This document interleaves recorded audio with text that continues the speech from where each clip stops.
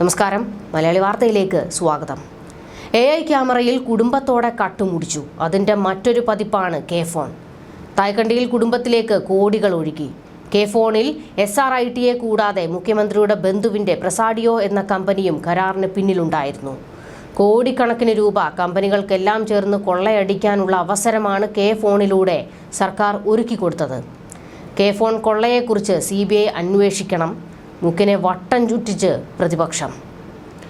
പദ്ധതിക്ക് വേണ്ടി കിഫ്ബിയിൽ നിന്നും കടമെടുത്ത 1032 കോടി അടുത്ത മാസം മുതൽ പ്രതിവർഷം 100 കോടി വീതം തിരിച്ചടയ്ക്കണം. എവിടുന്ന് കൊടുക്കും ഈ പണമെന്ന് പ്രതിപക്ഷ നേതാവ് VD സതീശൻ ചോദിക്കുന്നു.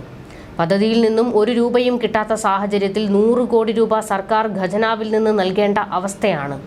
സംസ്ഥാനം രൂക്ഷമായ ധനപ്രതിസന്ധിയിലൂടെ കടന്നുപോകുന്നതിനിടെ സ്വന്തക്കാർക്കും ബന്ധുക്കൾക്കും സർക്കാർ ഖജനാവ് കൊള്ളയടിക്കുന്നതിന് വേണ്ടിയാണ് 1500 കോടി രൂപയുടെ പദ്ധതി നടപ്പാക്കിയത്. ഈ പദ്ധതിയെക്കുറിച്ച് ഇനിയെങ്കിലും അന്വേഷണം നടത്താൻ തയ്യാറാകണം. മുഖ്യമന്ത്രിക്കും പങ്കാളിത്തമുള്ള സാഹചര്യത്തിൽ CBI ആണ് ഈ അഴിമതി അന്വേഷിക്കേണ്ടത്. ഇതേ കമ്പനികൾ തന്നെയാണ് AI ക്യാമറ അഴിമതിക്ക് പിന്നിലും. കൺസോർഷ്യത്തിന് ഭാഗമായ SRIT കരാർ വ്യവസ്ഥകളൊന്നും പാലിച്ചില്ലെന്ന പരാതിയും നിലനിൽക്കുന്നുണ്ട്. 18 മാസം കൊണ്ട് പൂർത്തിയാക്കേണ്ട പദ്ധതി 7 കൊല്ലമായിട്ടും പൂർത്തിയാക്കാത്ത സ്വന്തക്കാരുടെ കമ്പനിക്കെതിരെ സർക്കാർ ഒരു നടപടിയും സ്വീകരിക്കുന്നില്ല. കെ ഫോൺ കൊള്ളയിൽ ഗൗരവതരമായ അന്വേഷണം നടത്തണം, VD സതീശൻ ആവശ്യപ്പെട്ടു. മാസപ്പടി ഉൾപ്പെടെയുള്ള അഴിമതികളും ഭരണപരാജയവും കെടുകാര്യസ്ഥതയും സംബന്ധിച്ച ഒരു ചോദ്യങ്ങൾക്കും മുഖ്യമന്ത്രി മറുപടി നൽകില്ല. സംസ്ഥാനത്തെ 1 കോടി ആളുകൾക്ക് പെൻഷൻ ലഭിക്കുന്നില്ല. സർക്കാർ ആശുപത്രികളിൽ മരുന്നും മാവേലി സ്റ്റോറുകളിൽ സാധനങ്ങളുമില്ല. 1600 കോടിയാണ് കരാറുകാർക്ക് നൽകാനുള്ളത്.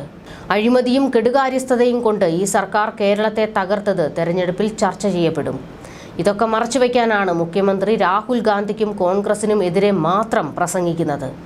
കോൺഗ്രസ് ദുർബലമായാൽ അതിന്റെ ഗുണം ആർക്കായിരിക്കുമെന്നതാണ് പിണറായി വിജയനോടുള്ള ചോദ്യം. രാഹുൽ ഗാന്ധിക്കെതിരെ പിണറായി വിജയൻ സംസാരിക്കുന്നത് BJPയെ സഹായിക്കുന്നതിന് വേണ്ടിയാണ്. തൃശൂരിൽ CPM പരസ്യമായി BJPയെ സഹായിക്കുകയാണ്. അതിന്റെ ഭാഗമായാണ് തൃശൂർ മേയർ BJP സ്ഥാനാർത്ഥിക്ക് അനുകൂലമായി സംസാരിച്ചത്. കരുവന്നൂരിലെ ED അന്വേഷണ ഭീതിയിലാണ് തൃശൂരിലെ CPM നേതാക്കൾ. കരുവന്നൂരിലെ 300 കോടി രൂപ കൊള്ളയടിച്ചതിന്റെ വിവരങ്ങൾ പുറത്തു വന്നാൽ പ്രധാനപ്പെട്ട CPM നേതാക്കൾ അറസ്റ്റിലാകും. ഇതൊഴിവാക്കുന്നതിന് വേണ്ടിയാണ് CPM വോട്ടുകൾ BJP മറിക്കുന്നതിനുള്ള ശ്രമങ്ങൾ നടക്കുന്നത്.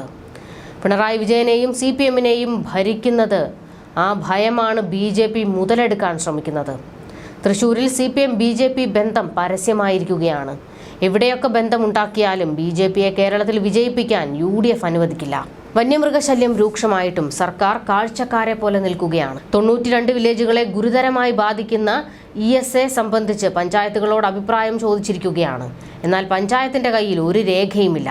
ഈ സാഹചര്യത്തിൽ വനാതിർത്തികളിൽ ജീവിക്കുന്നവരെ രൂക്ഷമായി ബാധിക്കുന്ന തരത്തിലേക്കാണ് ESA നടപ്പാക്കാൻ പോകുന്നത്.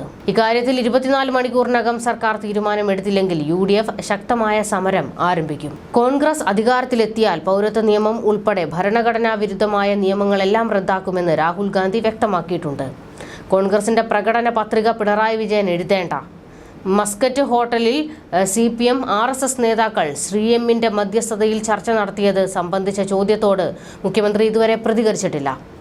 തെരഞ്ഞെടുപ്പിന് തൊട്ടു മുൻപും ശ്രീഎം കേരളത്തിൽ എത്തി. നിയമസഭയിൽ ചോദിച്ചപ്പോൾ മുഖ്യമന്ത്രി തല താഴ്ത്തിയിരിക്കുകയായിരുന്നു. CPM BJP ബന്ധത്തിന്റെ ഇടനിലക്കാരനാണ് ശ്രീഎം.